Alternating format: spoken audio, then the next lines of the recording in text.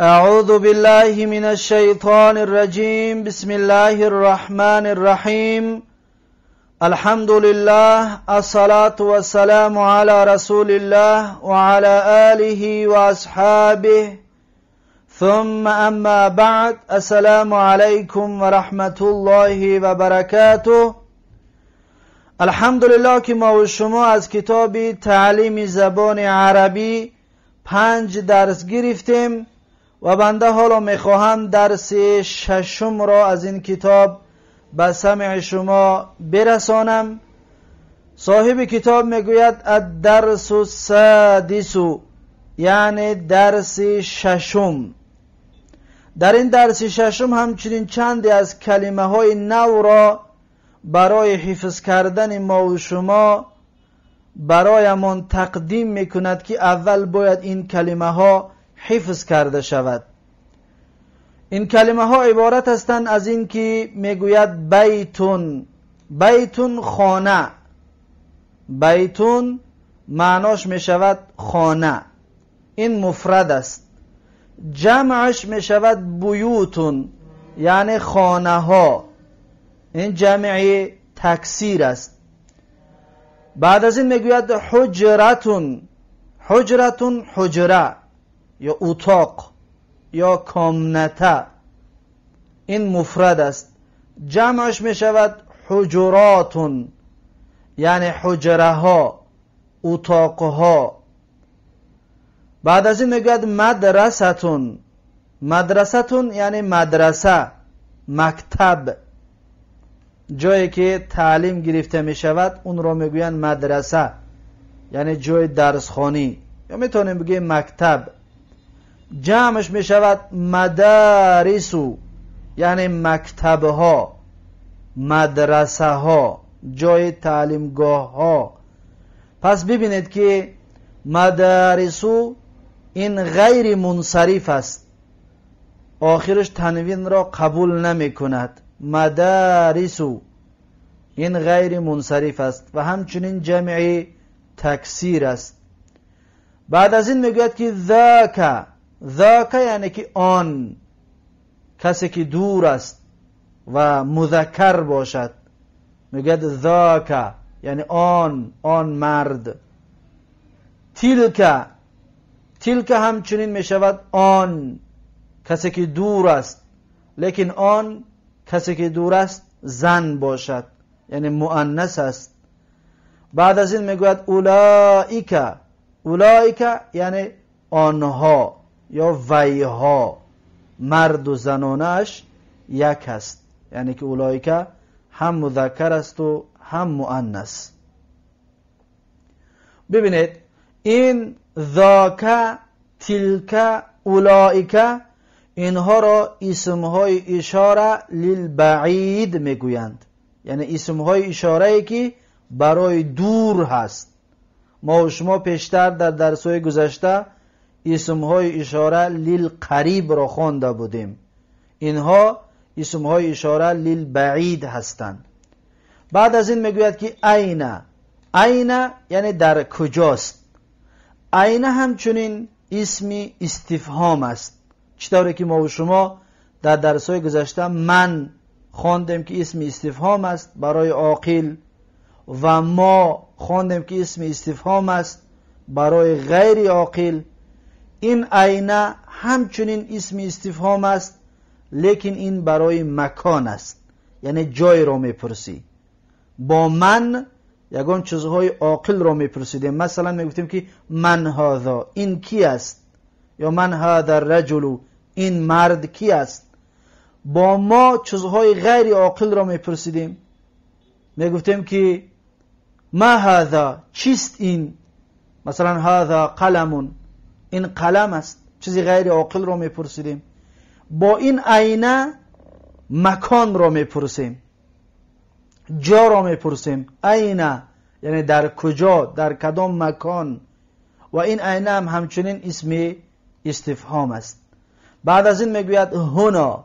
هنا یعنی اینجا، قریب، با تو نزدیک باشد میگوی هنا، یعنی اینجا. و بعدش هناک.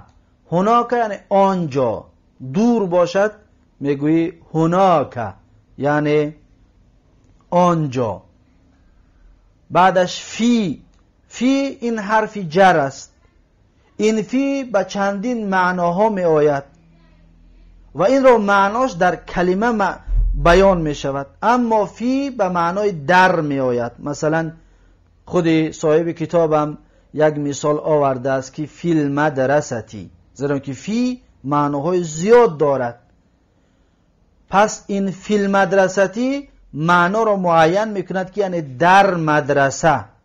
فی المدرستی یعنی در مدرسه. این فی همچنین حرفای جر هست. ببینید که مدرستی آخرش را چکار کرد؟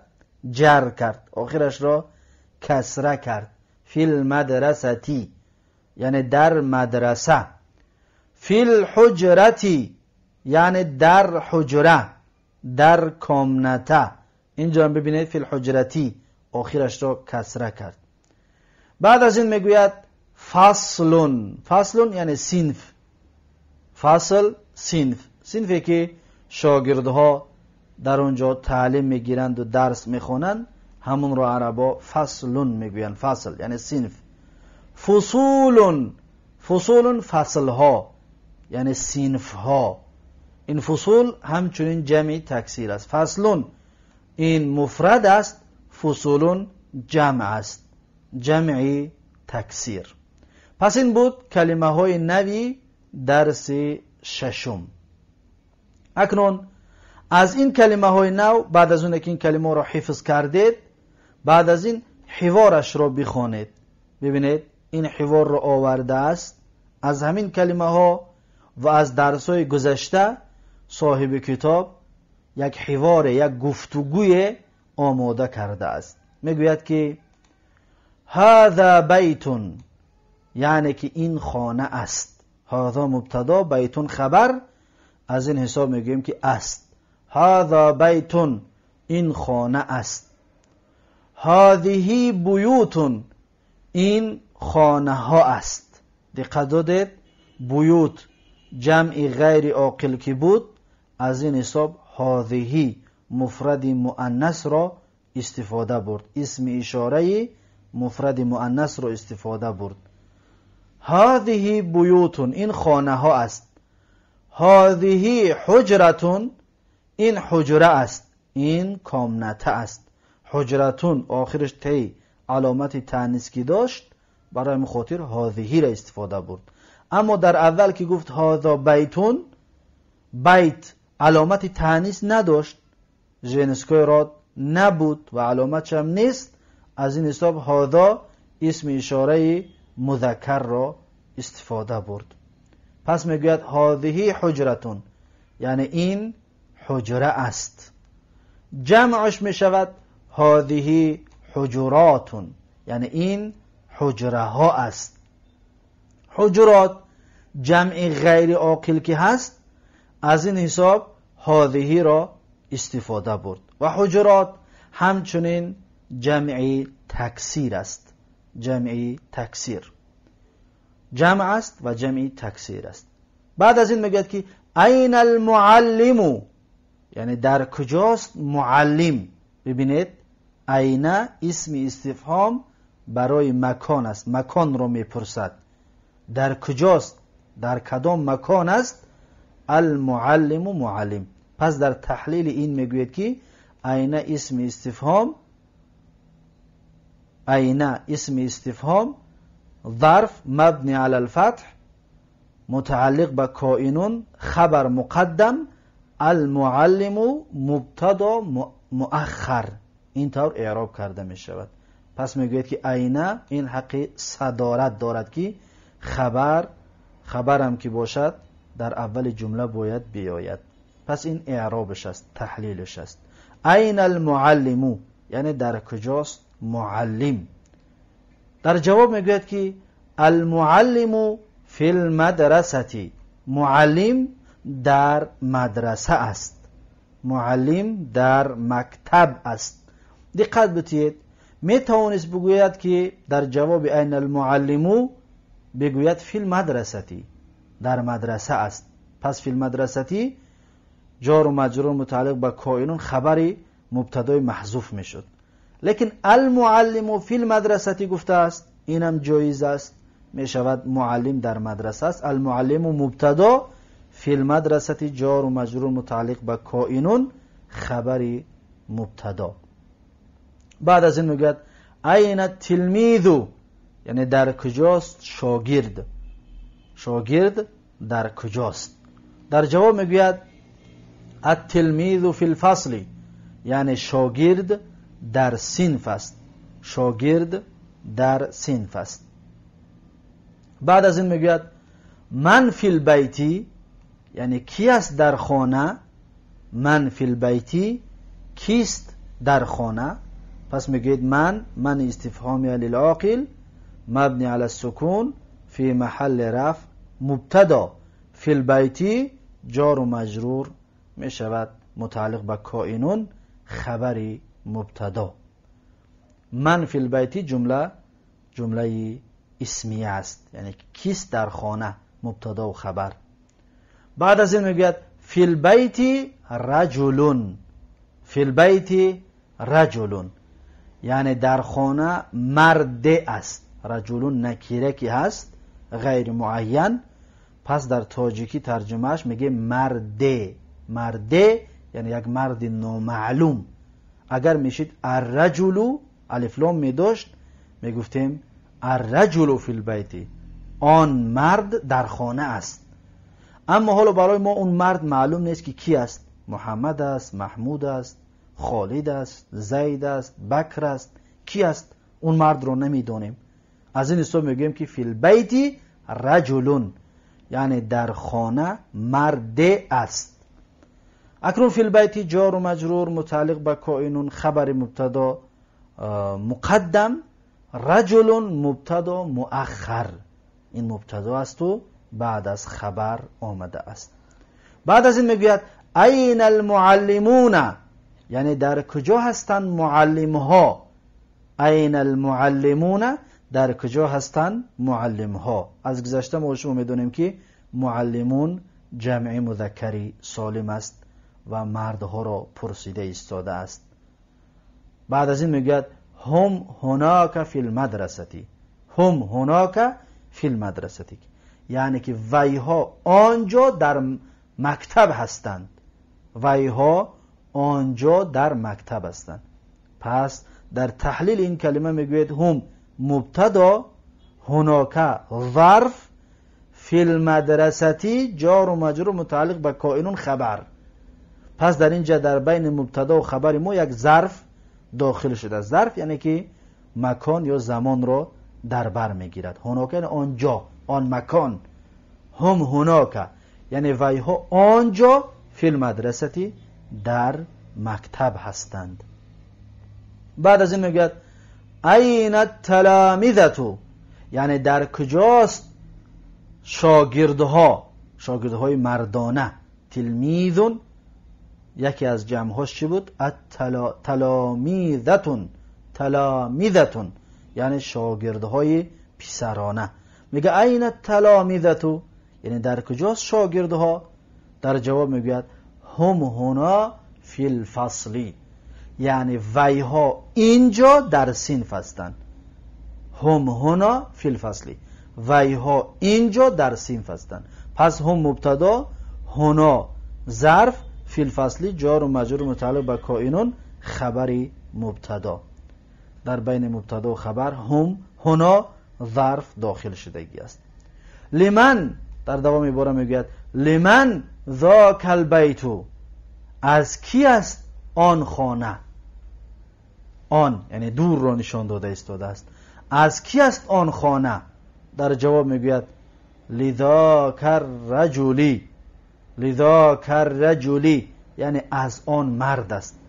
لی حرف جار است، ذاک اسم مجرور مبنی علی الفتح آخرش تغییر نمییابد و الرجلی بدل از ذاک است، یعنی که ذاک اسم اشاره است. ما گفته بودیم که بعد از اسم اشاره اگر اسم بیاید که معرف به ال باشد، الف لام داشته باشد، اون بدل می شود. پس لی ذالک الرجل جار و مجرور متعلق به کائنون خبر مبتدای محذوف می شود. خبر مبتدای محذوف اصلش این طور است، یعنی مبتداش می شود البیت لذاک الرجل، یا می شود بگیم که ذاک البیت لذاک الرجل، یعنی که آن خانه از آن مرد است. بعد از این میگوید لمن تلک الحجرة، از کی است آن اتاق، از کی است آن کامنته. در جواب میگوید لتلک المرأتی، از آن زن. تلک گفتیم اسم اشاره برای بعید است و مؤنث است، مفرد مؤنث. میگه لتلک المرأتی یعنی از آن زن است. لتلک المرأتی به مثل لذاک الرجل اعراب و تحلیل کرده می شود. پس میگوید لتلک المرأتی جار و مجرور متعلق به کائن خبر مبتدای محذوف، مبتداش می شود تلک الحجرة لتلک المرأتی، اصلش این طور است. اولئک الرجال معلمون، یعنی ویها مردها معلم ها هستند. اولئک الرجال معلمون، ویها مردها معلم ها هستند. پس اولئک اسم اشاره برای بعید است و مبتدا است. الرجال، این الرجال بدل از اولئک است، بدل از اولئک. معلمون خبری مبتدا است، خبر اولئک است. دقت دادید؟ بعد از این میگوید اولئک النساء معلمات، یعنی ویها زنها معلمه ها هستند. اولئک النساء معلمات، ویها زنها معلمه ها هستند. پس اولئک برای هم مرد بوده است و هم زن، لیکن برای دور، اگر دور باشد پس اولئک را استفاده میبریم. اولئک مبتدا، النساء بدل، معلماتون میشود چی؟ خبر مبتدا، و معلمات جمعی مؤنث سالم است. پس این هست حوار درس پنجم از حوار درس ششم از کتاب تعلیم زبان عربی. و این درس را در اینجا به پایان میرسانم. تا درس آینده یکایک شما را به الله تبارک و تعالی میسپارم. هر کجایی که باشید سلامت و موفق و مؤید باشید. السلام علیکم و رحمت الله و برکاته.